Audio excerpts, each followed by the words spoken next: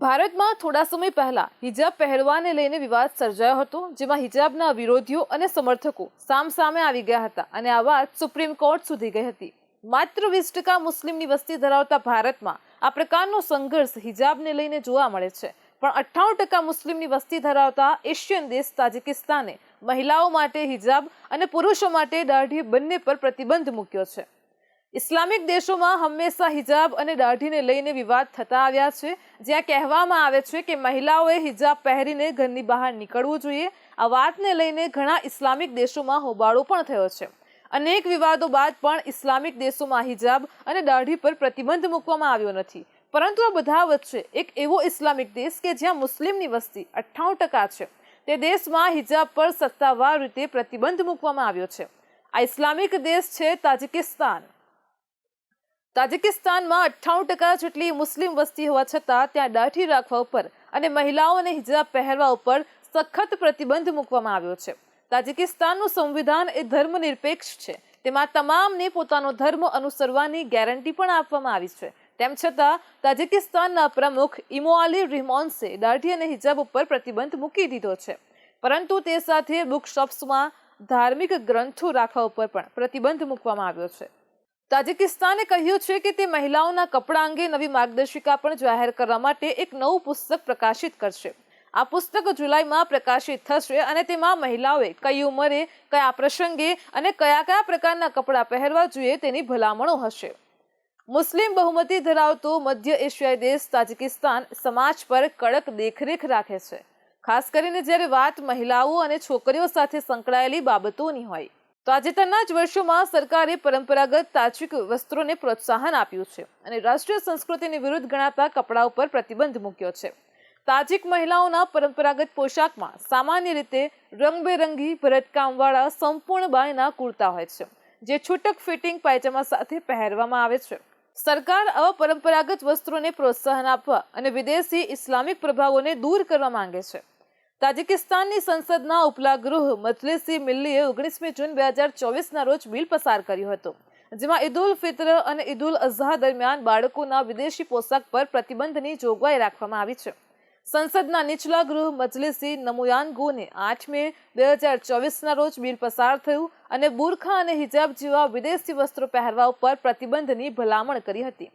આ બિલ પર ચર્ચા દરમિયાન તાજિકિસ્તાનની સંસદે કહ્યું કે મહિલાઓના ચહેરાને આવરેલો તો બુરખો તાજિક પરંપરા કે સંસ્કૃતિનો ભાગ નથી, તેથી તેમના દેશમાં આવા વિદેશી વસ્ત્રો પર પ્રતિબંધ છે.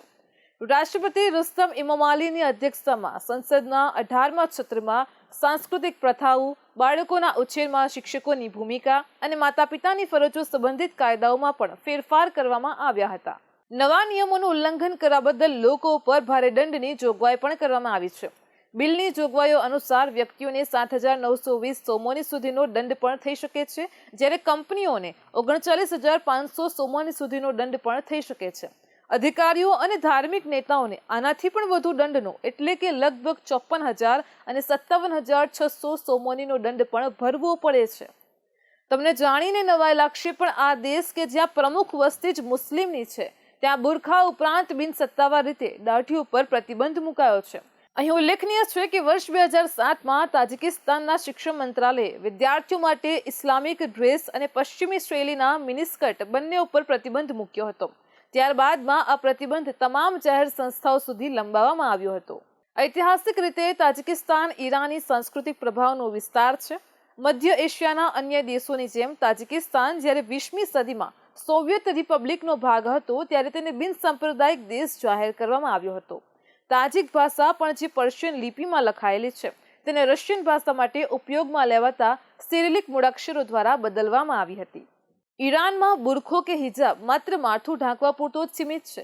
આરબ દેશોની જેમ કોઈ બુરખો નથી જેમાં સ્ત્રીની માત્ર 2 આંખો જ દેખાય છે.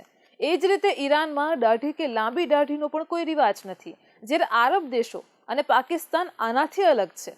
ઈરાનમાં દાઢી હલકી હોય છે અને તેને ઇસ્લામિક પ્રતીક તરીકે રાખવામાં આવે છે. તાજિકિસ્તાન એક મુસ્લિમ બહુમતી ધરાવતો દેશ છે, જ્યાં લગભગ 98% વસ્તી ઇસ્લામનું પાલન કરે છે. આમાંથી લગભગ 85 થી 90% સુન્ની મુસ્લિમો છે અને લગભગ 7 થી 10% શિયા સંપ્રદાયને અનુસરે છે. આટલી મોટી મુસ્લિમ વસ્તી હોવા છતાં દેશનું શાસન ઔપચારિક રીતે બિનસાંપ્રદાયિક સરકાર તરીકે કાર્ય કરે છે અને ઇસ્લામિક પ્રભાવો પર નજીકથી નજર રાખે છે. વિશ્વમાં અનેક મુસ્લિમ અથવા તો મુસ્લિમ બહુલ દેશો છે, પરંતુ મોટાભાગે દરેક દેશના સામાજિક રીતિ રિવાજોમાં ઘણું અંતર જોવા મળે છે. ઇન્ડોનેશિયાનું જ ઉદાહરણ જોઈએ તો સત્તાવાર રીતે તે મુસ્લિમ દેશ છે, પરંતુ સાંસ્કૃતિક પરંપરાઓ અને રીત રિવાજો સનાતન ધર્મના જાળવી રાખ્યા છે. તેમનું કહેવું છે કે ધર્મ બદલાવાથી અમારી સંસ્કૃતિ બદલાતી નથી. તાજિકિસ્તાનની પોતાની આગવી સદીઓ જૂની સંસ્કૃતિ છે. આ સંસ્કૃતિને જાળવી રાખવા માટે ત્યાંની સરકાર પ્રતિબદ્ધ છે. સોવિયત સંઘના શાસન હેઠળ અનેક દશકાઓ ગાળ્યા હોવાથી અહીં ઉદારમતવાદી વિચારસરણીનું સારું એવું પ્રભુત્વ છે. જો કે સોવિયત સંઘના પતન પછી પરિસ્થિતિ બદલાય છે. મધ્ય પૂર્વના દેશોના પ્રભાવ હેઠળ ઇસ્લામિક રીતિ રિવાજોનો પ્રસાર કરવા માટે પ્રયત્નો થઈ રહ્યા છે. આના કારણે પ્રજામાં ઘણા અંશે બદલાવ પણ જોવા મળ્યો છે. એવા સંજોગોમાં સરકારે હિજાબ અને અન્ય વિદેશી પોશાકો પર પ્રતિબંધ મૂકવાનો કરેલો નિર્ણય એ સાહસિક રીતે હિંમત ભરેલો ગણી શકાય. દરેક દેશની પોતાની આગવી સામાજિક અને સાંસ્કૃતિક પરંપરાઓ હોય છે. વૈવિધ્યસભર માનવ સમાજમાં દરેક દેશને પોતાની સંસ્કૃતિ જાળવી રાખવાનો અધિકાર છે. તાજિકિસ્તાન સરકારે આ જ દિશામાં કદમ આગળ વધાર્યા છે. અન્ય મુસ્લિમ દેશોમાં બુરખા અને હિજાબ અંગે શું નિયમો છે? સાઉદી અરેબિયામાં મહિલાઓને હિજાબ, નકાબ, બુરખા પહેરવા ઉપર ફરજિયાત છે. મહિલાઓએ આ પોશાક એવા તમામ સ્થળો પર પહેરવો જરૂરી છે કે જ્યાં પુરુષો હોય. ઈરાન.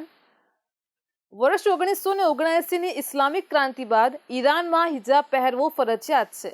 મહિલાઓ જાહેર સ્થળો પર ઢીલા કપડાં પહેરવા અને મોં તથા ગરદનને ઢાંકવા માટે આદેશ કરાયેલો છે. પાકિસ્તાન એક મુસ્લિમ બહુમતી ધરાવતો દેશ છે. જો કે ત્યાં હિજાબ અને બુરખાને લગતો કોઈ નક્કર કાયદો નથી. જો કે દેશમાં મુસ્લિમ મહિલાઓ વચ્ચે બુરખો પહેરવો એ સામાન્ય બાબત છે. ઇન્ડોનેશિયા એક મુસ્લિમ બહુમતી ધરાવતો દેશ છે, જ્યાં મહિલાઓને એ નક્કી કરવાની મંજૂરી આપવામાં આવી છે કે તેઓ હિજાબ અથવા તો નકાબ જેવા પોશાક પહેરવા ઈચ્છે છે કે નહીં.